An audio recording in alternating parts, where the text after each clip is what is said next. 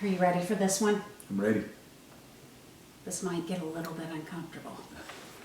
So, we've talked about the Metro thing, right? Mm-hmm. So, for those of you who know me, know our family, have read my blog, I have been asked several times as someone who has been through recovery and more than 13 years without alcohol. I've been asked, wow, what was that like for your dad? Because I've always been really close to Dad and kept in touch with him through some ugly moments. And never thinking, in those moments how awful that probably was for him. And so to be asked those questions, especially now as an adult and a mom and a wife, it got me thinking, like, what was that like? And I think, well, I know now we're at a point where you could be honest with me and say, well, when I got a phone call at 3 a.m. and this was happening, I mean, it was pretty awful. And so I love putting him on the spot like this because we have not discussed this before, right? But I think it's a great thing for those of you out there who are going through a journey with one of your children or more, or anyone who you love, a spouse who's on a prodigal journey right now and you're being dragged along, or you've just cut them out of your life. I think it could be really helpful to hear your side of what that's like to be on the other side of an addict or an alcoholic who's actively in their disease. Well, Joy, thank you. I've never been asked that question, and it's too painful, so let's talk about something else. I'm kidding. No, I'm joking. I'm kind of surprised that you've never been asked that. I haven't. I definitely Do you know have not. why? I think it's because people are uncomfortable to go, hey, so I know that your daughter was a total screw up for many years. What does that feel like? Well, I've never been. I'm glad you asked this, and I appreciate that, and I appreciate people listening. So let me say first, we're doing this recording on Father's Day. That's right. And Happy Father's Day. Thank you very much. Thank you, Joy. Yeah, And- let's and talk to- about something else. You're right. We shouldn't talk about this on Father's Day. Well, it's good. It's a good time. But to my other two daughters, Joy's the youngest of three, and my 5 grandchildren, I know it's not Grandfather's Day, but to say I'm very, very thankful for my daughters and my grandchildren. And I'm very thankful when I, in a kind of a different way, when I have the privilege to be around young folks. Whether you see babies or little toddlers or children or whatever the age might be of the person, something happens as you get older. When you look at young people and you think, what potential, what possibilities. And you don't look at them as prodigals. And you don't look at them and say, well, if he'll ever get a brain, he'll do well, or if he'll ever straighten up. I don't know, some people might. Well, maybe so. But you think, goodness. So the first thing I would say, and right off kind of the top of my head, is I think to deal with a prodigal, you have to be a prodigal. It's kind of like Ben Hayden. I quoted Ben in the last tape we did. Ben used to say, if I get cancer, don't come talk to me unless you've had cancer. Now, he didn't mean don't come talk to me, Yeah. but what he was saying, don't come preach to me. Well, because you've never abused drugs or alcohol. Yeah, that's right. I've never been through that, but we're all in recovery. And regardless of what a person may think, they're addicted to something. We're all addicted to something. And it's not just the big ones like, drugs, alcohol, sex, food, people addiction, people pleasers. But I think there are a lot of other addictions. But that's just my opinion. We'll get into that. But it's not just saying, all right, I haven't been through drugs and alcohol, but I've been through this and this and this, and I still deal with this. But it's more of the heart of the prodigal. Do I recognize that I am constantly having to come back to the Lord? I don't mean, okay, I'm saved, I'm lost, I'm saved, I'm lost, I'm saved, I'm lost, and I've got to get saved again. No, Right. not that at all. I believe when we come to Christ, and however we want to say that, I love the expression of the middle 1800s in the South when they said, as people say, we say I've been saved or I've been born again, they would say I was seized by the power of a great affection. And I've always loved that. I was seized by the power of a great affection. Well, sometime I may ease away, or I feel like I've fallen, or I say, oh man, I've blown it again. So it's like I'm coming back, and we've got songs about it. For years, songs about that. I'm coming back, I'm coming home, never more to roam. And, we have all these old songs and new songs, but it's the heart of the prodigal that says, Lord, without you, I would be in a pig pen, figuratively or literally, in another part of the world or in my own home or anywhere, if it were not for you. And so we're constantly, as it says in the Bible, we're constantly coming to our senses and saying, I know what I'll do. I'll go back to my Father. And I'll recognize I don't deserve to be a son or a daughter. I'm talking about the Lord now. But I just want to be a servant. So the heart of the prodigal. So consequently, when we recognize I've messed up, I still mess up. Then I see that if my child does, regardless of the age of that child, then I can relate to that. We have to have rules in the home. They've got to be there. And we say, and a lot of people look at it like, you keep the rules or your Botukas is out of here. You're gone. Botukas. Yeah, you're out of here. Yeah, So, and then the rules are broken. So then the rule maker or the rule giver has got to make a decision. And that is, all right, you knew the rules, you're out. You don't ever come back here. Or to say, you broke the rules, but, and here's the key, I love you. And that overcomes the breaking of the rule. Because I love you. And then we have hope. And we have to keep, and only God can give that. So of course we look at the parable of the return of the prodigal son. And how did the father respond? He never said a word about, well, you gotta do this and you gotta do that and you gotta get back, you gotta prove to me you'll keep the rules. He just said, no explanation. Here's the robe and let's clean him up and do whatever we need to do. Because somewhere in there, the father, who we say represents God, of course, looked at it like, I've got the rules, but not even the older brother kept the rules. Because the older brother, in the parable, was very legalistic and very prideful and very arrogant, but the father kept him too. So it's how we look at the prodigal from how we look at ourselves. Number one, God understands. He knows that, all right, here's the law in the Bible, or we would say the rules, and the law just says, in essence, here's a good way to live. But we all break it. Whoever's watching this today, tomorrow, were you going through a 35-mile-an-hour zone? Did you go 36? Whoop, you broke the law. You ought to get a ticket. You ought to go to jail, probably. I mean, it's how do we look at things like that? Well, that law is there to protect children and folks crossing the road and somebody pulling out in front of us, is to protect people. But when we break the law, if we don't get caught, or sometimes we do get caught, we're forgiven. Anyway, I'm going too deeply into that. How did I feel? Well, the way I felt was, number one, not disappointment. Never disappointment. What about fear? A lot of fear. Because I think that we're disappointed when we're surprised. I can't believe you did that. I'm so disappointed. Well, I could believe you did things you did. Because I can believe I did things I did and still do. So I was never disappointed.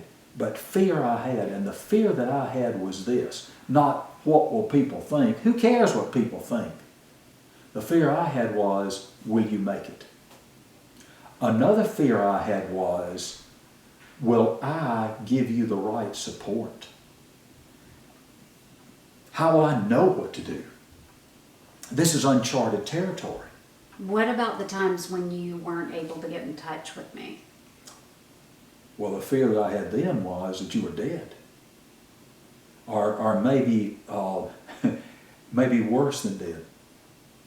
And how did you handle that? I mean, it's easy for us to sit here and talk about it 13 plus years later, when life is good, you know, and then it wasn't good.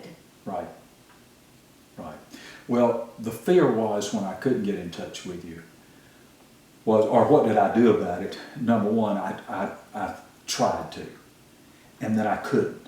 The second thing, I started looking at alternatives. Well, do I call the police?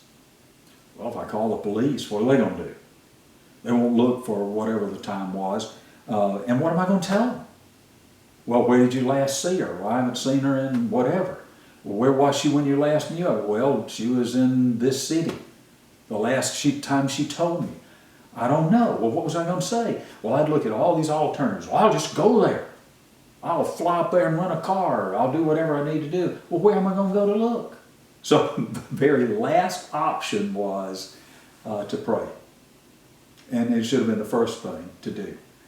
And so I would pray, and I would say, Lord, please protect her. And number two, please let her know how much you love her. And number three, let her know how much I love her. And number four, let her know that what I want the most is for her to be healthy.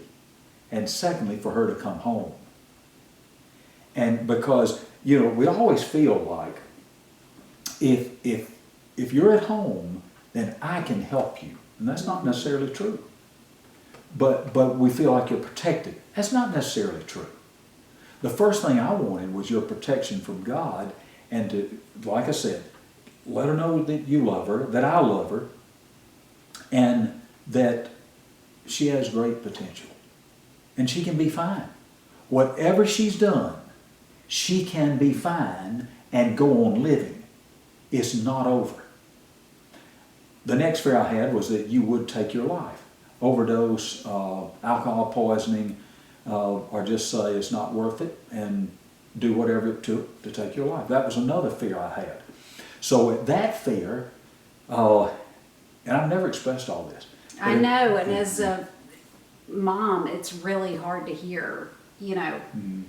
Imagining one of my children, it's hard. Like, some things going through my mind are, okay, now looking back on that, would you do it differently? But also what's going through my mind is those prayers worked. And I don't know how long you had to pray them, but I know they worked. Yeah.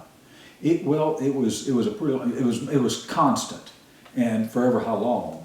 But what hurt me so much was when you came home and went to rehab and were fine, to think about those that didn't make it.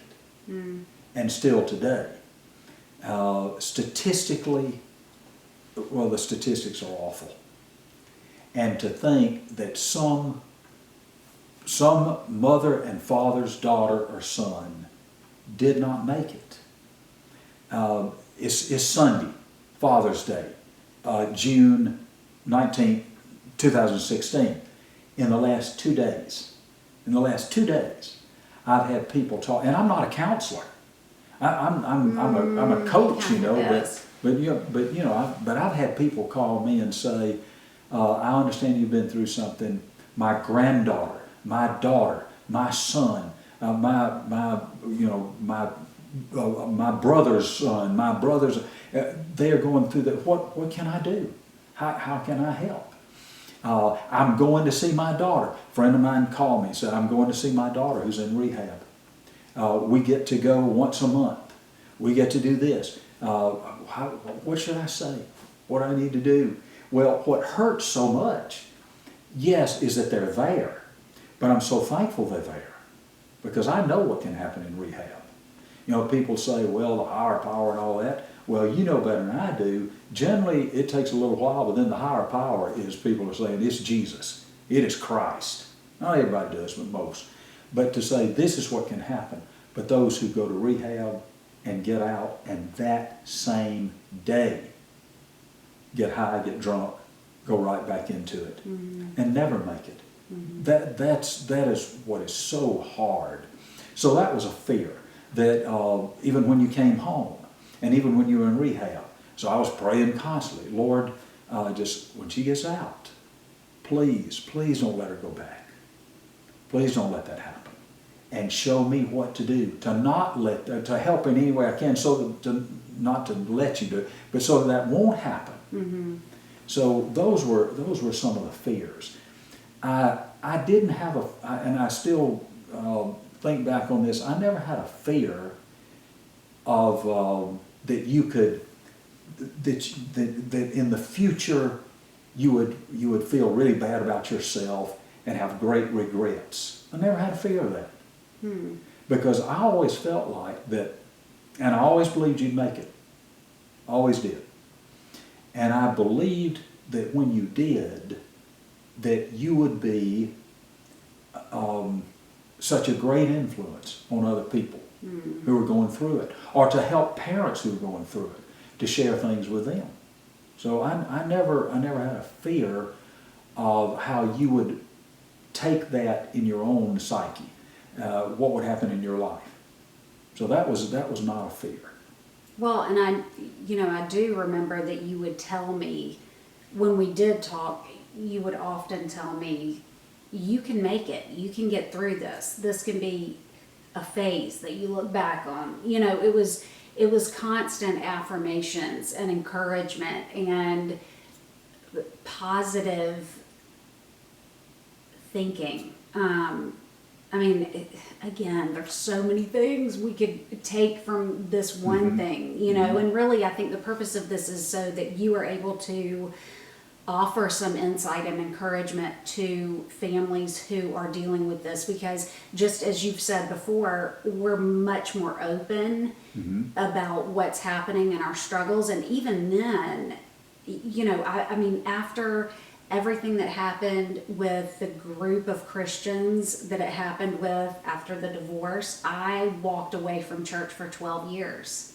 and did not intend on stepping foot back in a church before we found Buckhead Church. And so that in itself is a miracle. So again, there's so many things that we could go, oh, let's go off on that and let's talk about that. But, you know, I just think it's really important for families who are going through this now to know from the child's perspective that now I can look at that and see how crucial it was, even though you probably didn't think I was even listening, you know, but to hear that you're worth living, you're worth making it, you can do this, you can get through this, I'm for you, you know, even if it's just me and you on one side, you're not alone.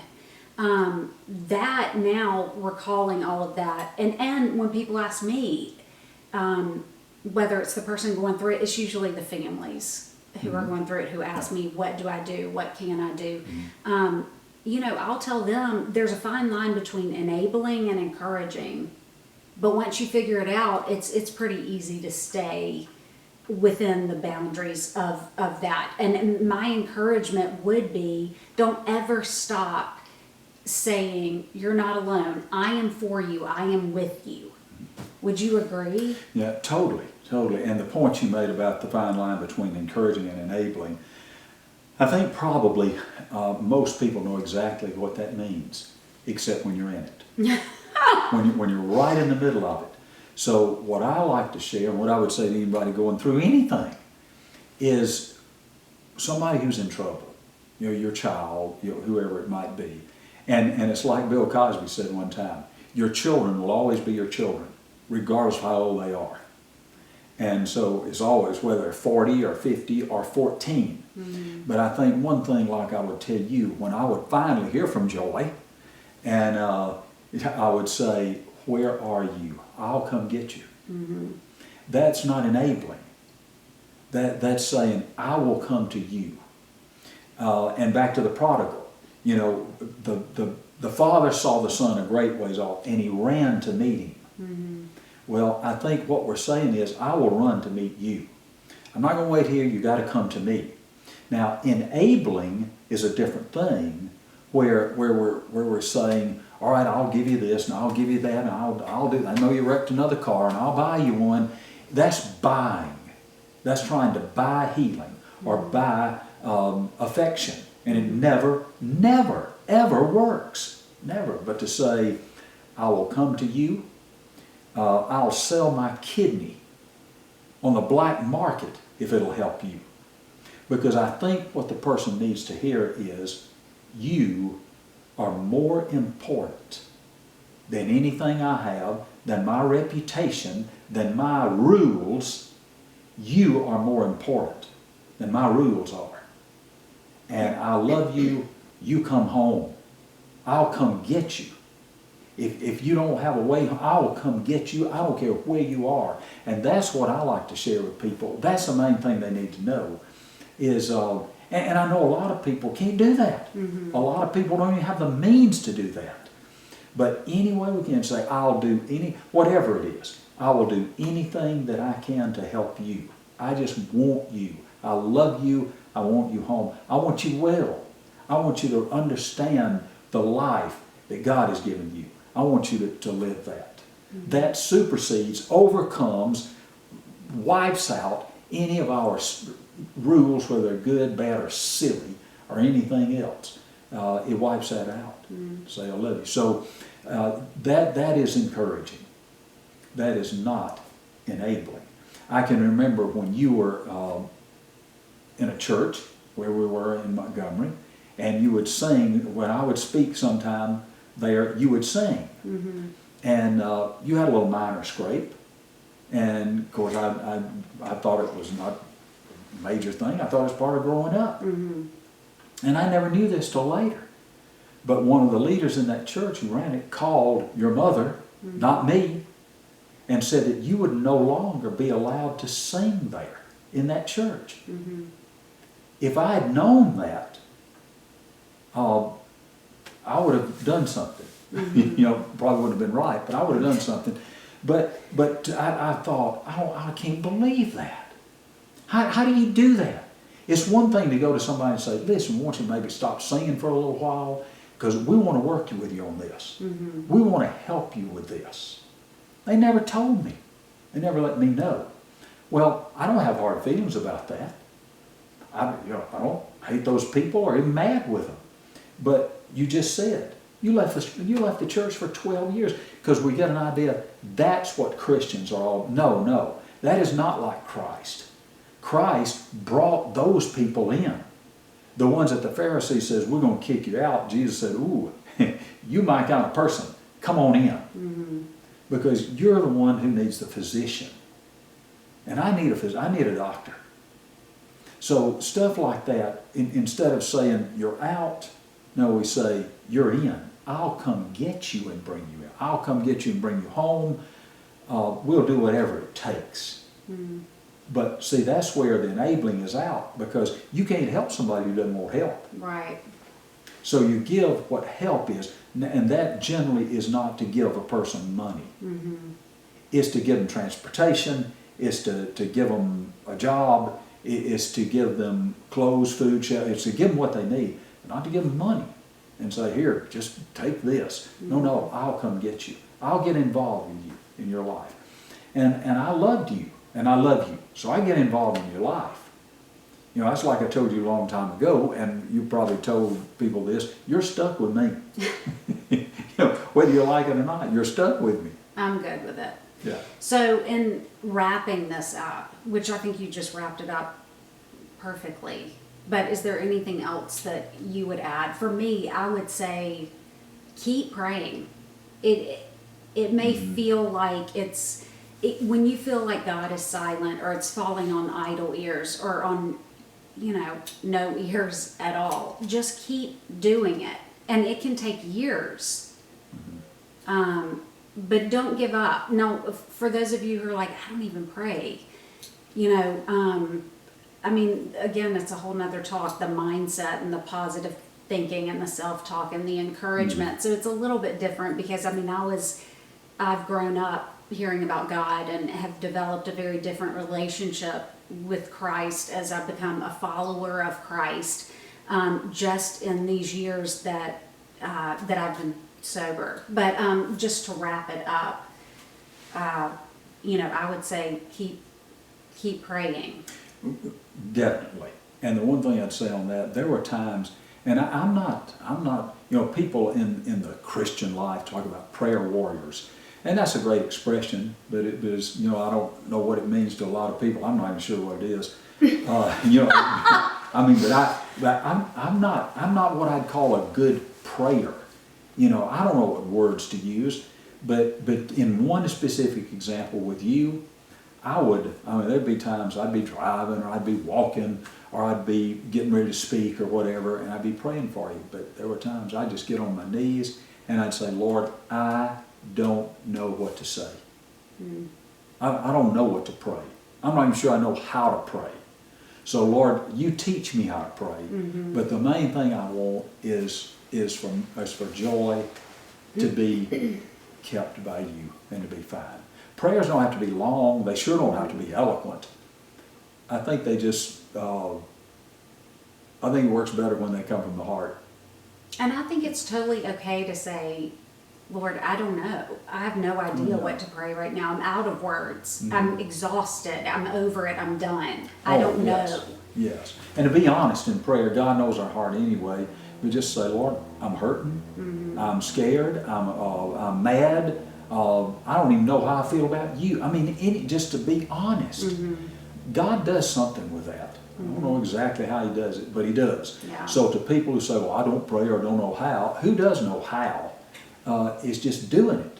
It's being honest, it's being sincere, and it's just coming from the heart. It's not in a multitude of words, but it's in saying, Lord, well, like the guy who came to Jesus and said, please heal my daughter. I prayed that I don't know how many times. Lord, I believe, but you help my unbelief. I believe, help my unbelief. So, and Joy, thank you. And again, for people watching, thank you. And to say that, it sounds so trite, you know, but to say there's hope. Because as long as a person's alive, regardless of the situation, as long as they're alive, and there's hope. And to say, I'm willing. That stays alive. So, thank you, Joy. Thanks, Dad. Thank you. And I love you. I love you too. And I'm so glad you're doing well. Oh, so am I. Thank you. I wouldn't be without you. Yeah, thank you. I wouldn't be without you either. Thank you. Thank you.